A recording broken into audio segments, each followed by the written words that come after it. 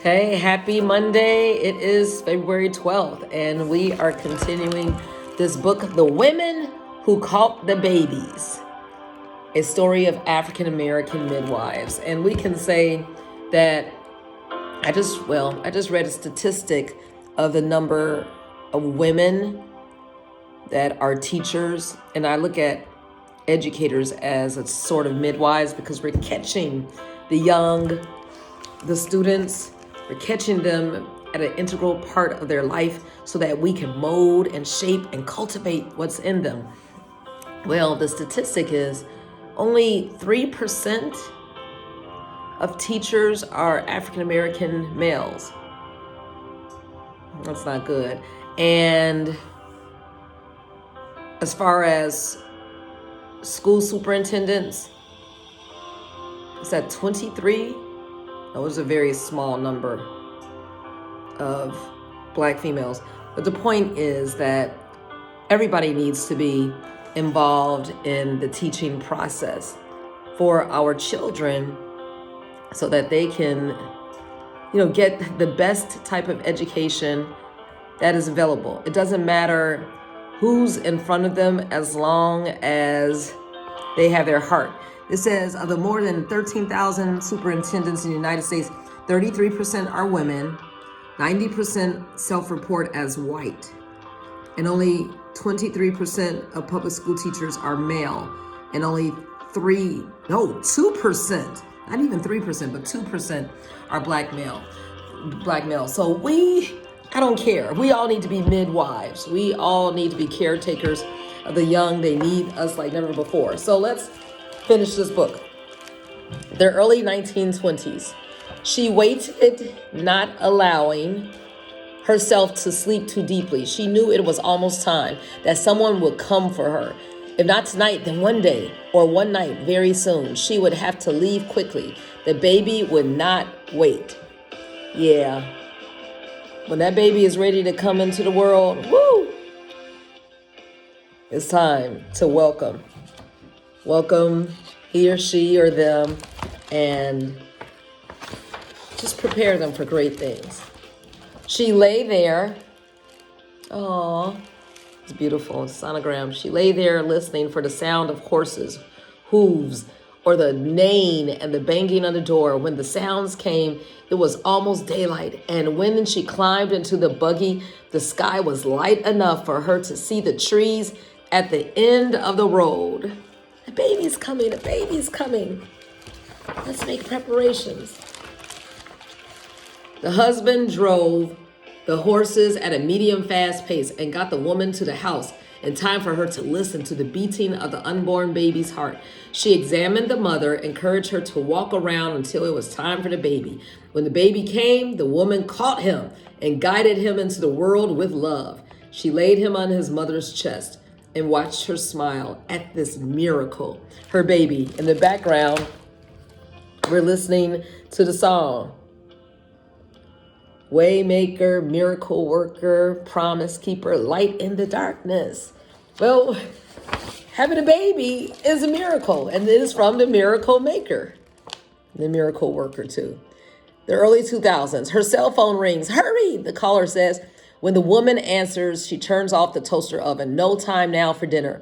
Heavy coat, hat, gloves, boots. She grabs her bag. In her car, she eats a cookie, then 2 more, hoping she won't get too hungry, hoping the baby will come soon, but not too soon.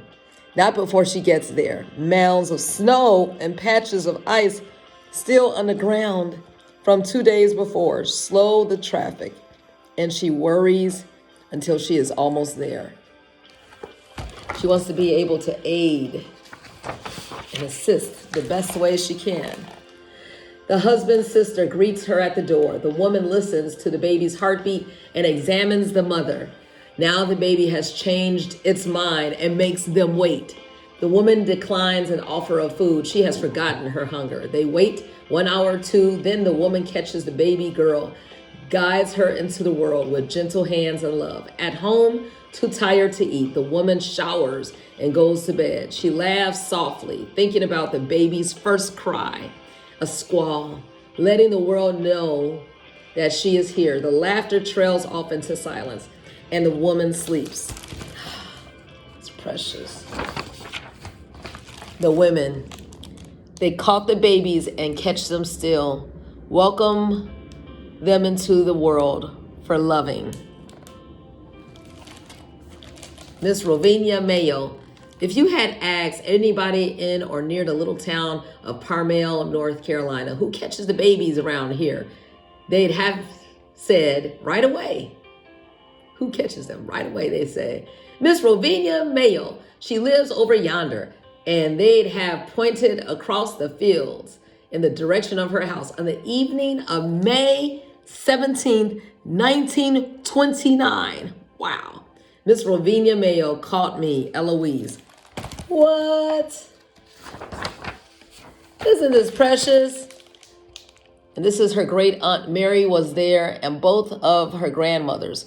When my father came home later that day, he was glad to see me and happy that Miss Rovenia Mayo had been there to take care of Mama and me. And as Wilbur Little and Eloise Little in 1929, is that the year stock market crash or the start of the Depression? And here's Weston and Leslie Little with son Gerald at Harper's Ferry, 1932. That's 1 year shy of when my mom was born. Oh, these are precious, precious pictures. And that's it. And we get to read a little more about the biography of the author and the illustrator.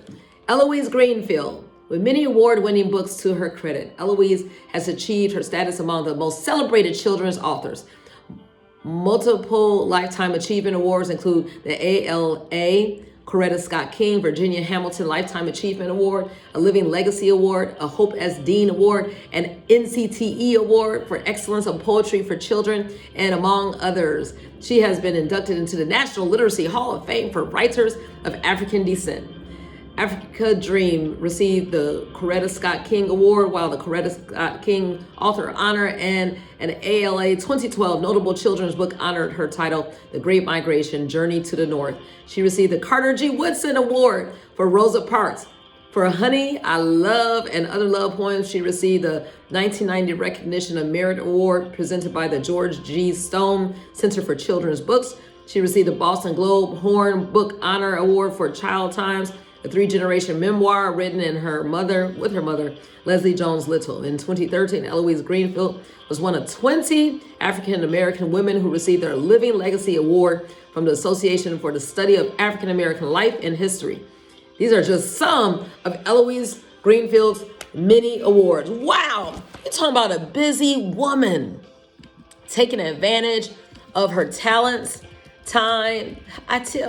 And I was just listening to Usher and how he has had such a prolific career also, and how he just dreamed at the age of 9 and just had been busy, and he was able to just enjoy the moment of being in the Super Bowl, being the entertainment. He just said he worked hard, and this is just a culmination of his whole career. Yeah, that's what happens when you are operating in your gifts. And Daniel Minter, a painter and illustrator, his paintings, carvings, block prints, and sculptures have been exhibited both nationally and internationally at galleries and museums, including the Seattle Museum of Art, Tacoma Art Museum, Bates College, Hammond's House Museum, Northwest African American Art Museum. Oh my goodness. Minter lived in Chicago and Brooklyn before moving to Portland, where he now resides with his wife, Marcia, and their son, Azari. From his base in Maine, Minter uses his art as a tool for dialogue with his community.